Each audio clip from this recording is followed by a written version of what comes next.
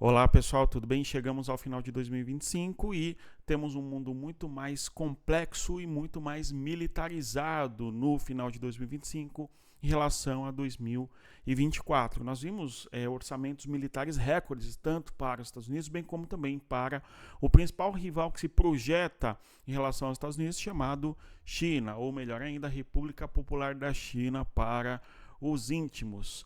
Em 2025, nós tivemos basicamente guerras e conflitos no Oriente Médio e na Europa que não finalizaram e continuaram. Houve algumas mudanças nas eleições da América Latina. Vamos compreender a direita chegando ao poder em dois países específicos. É o caso do Chile e também da Bolívia. Mas antes de avançar, eu peço a você que deixe o like, se inscreva no canal, divulgue o nosso conteúdo. Se você quer estudar e aprofundar o seu conhecimento em geopolítica, conheça o nosso e-book. O link está na descrição do nosso vídeo. Venha estudar com a gente. Também, porque nós temos um curso de geopolítica, o link também está na descrição do vídeo. Se você quer aprofundar o seu conhecimento e entender de maneira muito maior e melhor aí sobre as questões internacionais, dê uma olhada também no nosso curso. Pessoal, então nós temos aqui 2025, um ano onde as guerras permaneceram na Europa e as tensões entre os Estados Unidos e a China aumentaram. Sobretudo quando nós olhamos para o principal assunto da economia internacional e da relação dos Estados Unidos com o mundo, que foi o chamado tarifaço. Então, logo, quando Donald Trump chega ao poder na Casa Branca, Donald Trump foi reeleito, nós acompanhamos aqui em 2024 todo o processo eleitoral nos Estados Unidos, vimos os estados onde o Trump seria eleito e onde não seria, e ele venceu as eleições, enfim. Chegou com muita força à Casa Branca porque foi eleito tanto no colégio eleitoral, bem como também no voto popular. Na maioria dos votos, o Trump, portanto, chegou com muito poder e tem feito um governo bem diferente do que foi o primeiro governo, quando esteve à Casa Branca, à frente da Casa Branca, entre 2017 e 2021. Pois bem, Trump chega ao poder novamente em janeiro, assumindo ali a presidência dos Estados Unidos e mudou bastante alguns cenários geopolíticos, em especial no Oriente Médio. Mas o principal tema envolvendo o governo Trump na questão econômica é o tarifaço. Donald Trump mostrou aquela foto lá com uma série de países mostrando qual seria a taxa percentual de tarifas em relação aos países, né? Então o Trump veio para uma briga internacional em relação à economia, com um objetivo muito claro de desenvolvimento industrial dos Estados Unidos e o objetivo de reindustrializar os Estados Unidos. Então, o principal tema, logo no começo do governo Trump, foi justamente o tarifaço, com o objetivo de reindustrializar a economia norte-americana. Vale destacar e lembrar que, assim, o território americano tem lá na porção nordeste e norte, onde Trump foi eleito, inclusive, no cinturão da ferrugem, Wisconsin, Michigan, Pensilvânia, Ohio, por exemplo, um parque industrial importante nesta localidade deixou de existir ao longo dos últimos anos, das últimas décadas, sendo melhor, não é? Sendo mais preciso. E parte dessa indústria se alocou em outras regiões dos Estados Unidos, como é o caso da Califórnia, especialmente ali o Vale do Silício, ou mesmo no Texas, enfim, e parte ali também da indústria acabou indo para outros países, o México, por exemplo, e também a China. Sobretudo a China e outros países na Ásia, como é o caso aí dos tigres asiáticos e também os novos tigres asiáticos, enfim, né? E o Trump, então, tem uma perspectiva de necessidade de reindustrializar o território americano e enxerga nas tarifas comerciais um forte protecionismo com o objetivo de reindustrializar o território americano. Vai conseguir? É uma grande incógnita. Agora, o tarifaço norte-americano tem como principal rivalidade a China. E todas as ações do Trump, em especial, tem na China a sua resposta, a sua explicação, né? Tanto na questão do tarifaço, bem como também as políticas e medidas que o Trump adota para a América Latina. Eu falei sobre isso aqui com vocês ao longo do ano, que as ações do Trump em relação à América Latina têm profunda relação com a América Latina. Em especial, o objetivo do governo americano é tentar conter o avanço da influência da China na nossa região. na nossa região chamada América Latina, que se estende desde o México até aqui o Cabo Horn, não é? No sul do território do Chile e também da Argentina. Então, Trump traz tarifaços, inclusive para o Brasil. Depois, muitos produtos o Trump acabou tirando ali do tarifaço, enfim, em especial do Brasil. Chama a atenção a questão do café, suco de laranja, tal, que os Estados Unidos dependem bastante aí dos produtos oriundos do Brasil, né? Bom, quando pensamos ainda nas ações do Trump, logo no começo, o Trump assume a presidência no dia 20 e no dia 19 houve um acordo de cessar-fogo entre Israel e o Hamas, né? E o Oriente Médio fervilhou, pegou fogo. Nós vimos uma ação muito forte por parte de Israel bombardeando diversos alvos no Oriente Médio, seja no Líbano, a fim de atingir o Hezbollah, seja no Iêmen, a fim de atingir o Houthis, seja na Síria, a fim de atingir grupos ligados ao Bashar al-Assad, não é, que eram ligados ao Bashar al-Assad, e também a guerra que ocorre entre Israel e o Irã. Então, o Oriente Médio teve, apesar do cessar-fogo, lá no dia 19 de janeiro, ainda antes do Trump assumir a presidência, o cessar-fogo entre Israel e Hamas, apesar disso, o cessar-fogo não se manteve, o cessar-fogo acabou sendo perdido, não é, por diversas implicações e dificuldades ali de levar adiante um projeto de paz na região, e a guerra infelizmente continuou da pior maneira possível, escalando inclusive ao ponto do Estado de Israel, bem como dos Estados Unidos, bombardearem o Irã. Então a gente viu bombardeios ao território do Irã, e tais bombardeios ao território do Irã buscou destruir a infraestrutura iraniana em seu projeto nuclear. A gente viu ali diversas bases importantes do Irã de enriquecimento de urânio que foram destruídas, segundo os ataques aí coordenados entre Estados Unidos e também Israel. Então, a guerra no Oriente Médio continuou ao longo de 2025, apesar do Trump prometer paz, ele não conseguiu a pacificação, exceto pelo meio de escalar a guerra junto com o Estado de Israel. E nós analisamos aqui os eventos envolvendo esses ataques e assim por diante ao longo de 2025. Né? Uma mudança importante também no Oriente Médio foi, no final de 2024, a queda do governo de Bashar al-Assad e a ascensão ao poder do al-Shara. Não é? O líder do HTS chega ao poder na Síria e, curiosamente, é um homem que já foi ligado ao Estado Islâmico, estava numa lista de procurados dos Estados Unidos, compreendido como um terrorista, e o Trump o recebeu na Casa Branca. Né? Então, é uma mudança bastante importante também em relação ao Oriente Médio. Recentemente, o Trump recebe na Casa Branca um novo líder da Síria, mudando a perspectiva geopolítica norte-americana em relação à Síria, conforme nós podemos observar. Né? Então, o que fica claro é que não dá para confiar no Trump, certo? Porque quando interessa aos Estados Unidos, o Trump vai agir. Vai agradar o grupo A ou o grupo B, não importa isso. Né? Inclusive, nós vimos isso também em relação ao Brasil, quando pensamos na Lei Magnitsky, mas não é o caso agora. Né? Bom, nós temos então o governo americano basicamente sendo o grande operador das questões da política internacional, conforme nós podemos observar em todos esses exemplos que nós vamos tendo aqui sobre a retrospectiva de 2025. Dado o poderio econômico militar dos Estados Unidos, certamente as ações que ocorrem isoladamente nas diversas regiões, tá?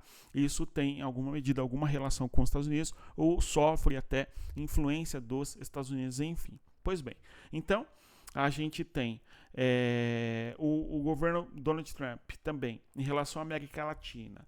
2 países merecem atenção.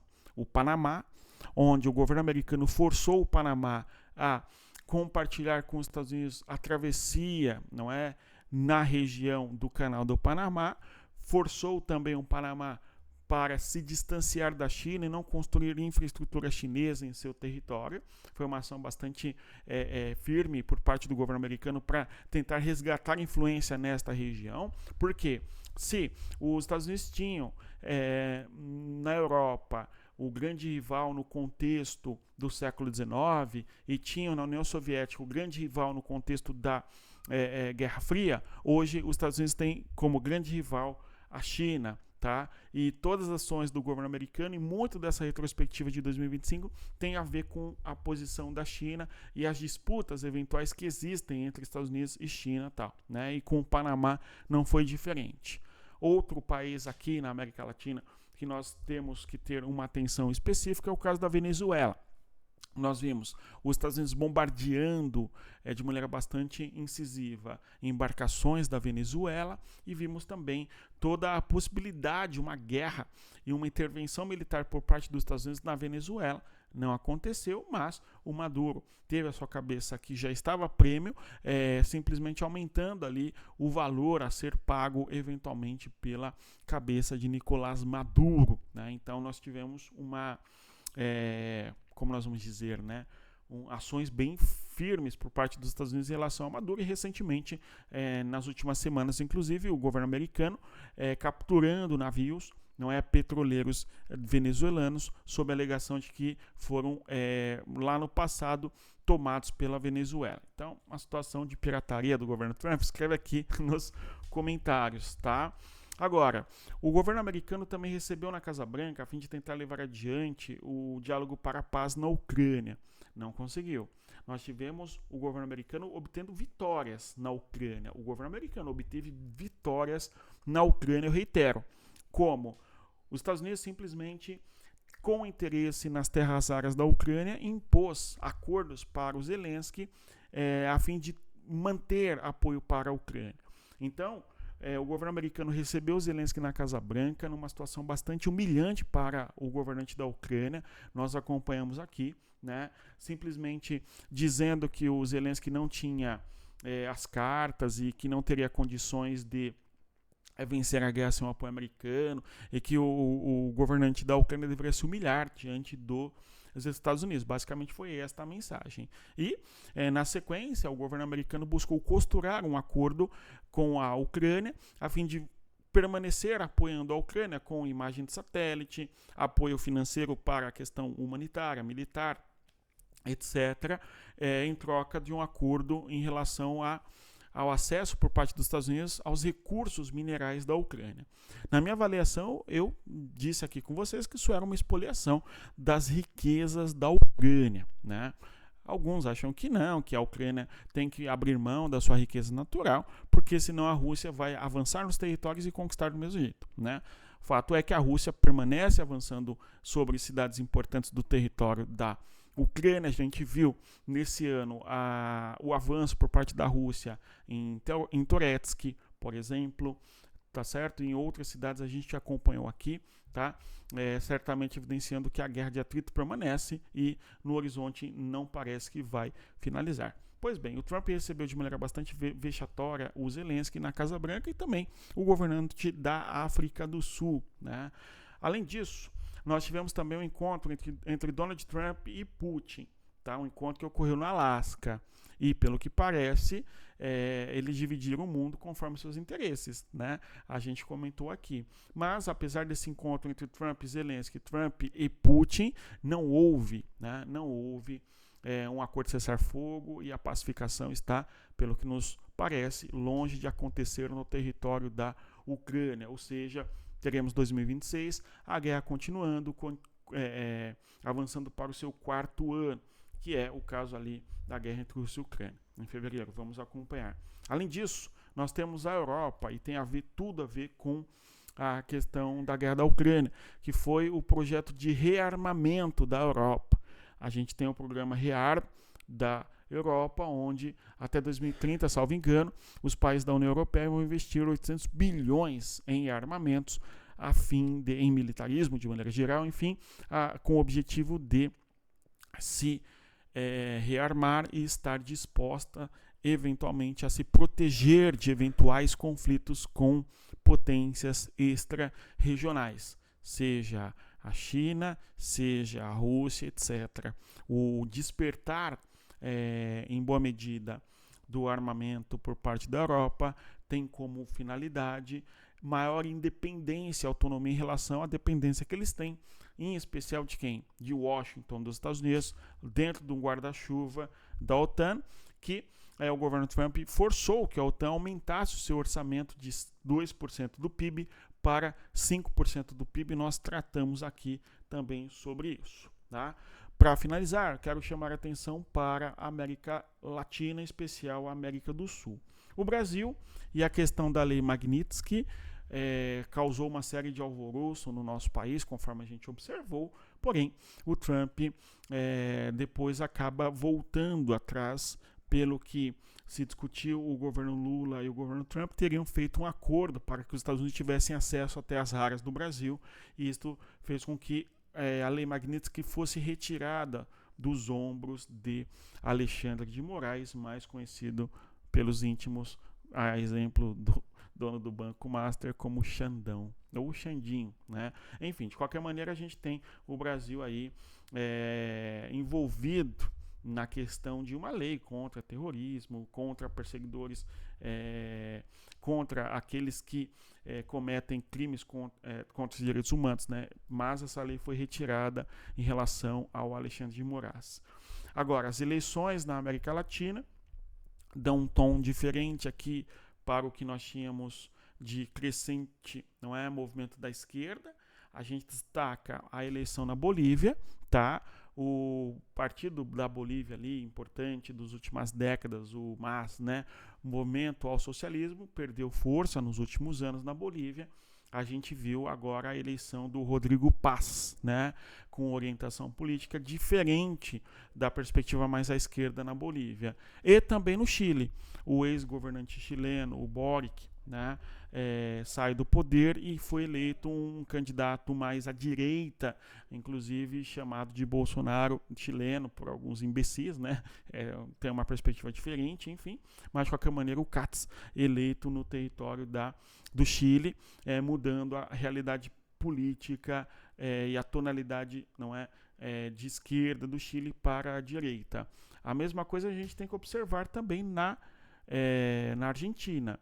Nas eleições regionais, o Milei obteve vitória importante. É claro, a princípio ele perdeu eleições em Buenos Aires, só que em Buenos Aires eu vi pouca gente falando de maneira mais acertada sobre isso, né? A maioria torce contra o Milei, vocês observam aí, mas o Milei ele perde Buenos Aires, só que nas eleições presidenciais da Argentina, o Milei não venceu em Buenos Aires. Então, na grande Buenos Aires, o Milei não tem força política. Isso é um fato importante, mas quando houve as eleições regionais, o Milei obteve uma vitória importante ali no território argentino, em diversas províncias, o partido do Milei ganhando as eleições. Se você chegou até aqui, eu agradeço a sua presença. Reitero a você que deixa o like, se inscreva no canal, divulgue o nosso conteúdo. Conforme eu sempre digo, não é respeito à geografia, mas adquira o nosso e-book ou venha estudar com a gente. O link está na descrição do nosso vídeo. Bons estudos, respeito à geografia, um final de ano, né, maravilhoso a todos vocês e a toda a família de vocês. Até mais. Tchau, pessoal.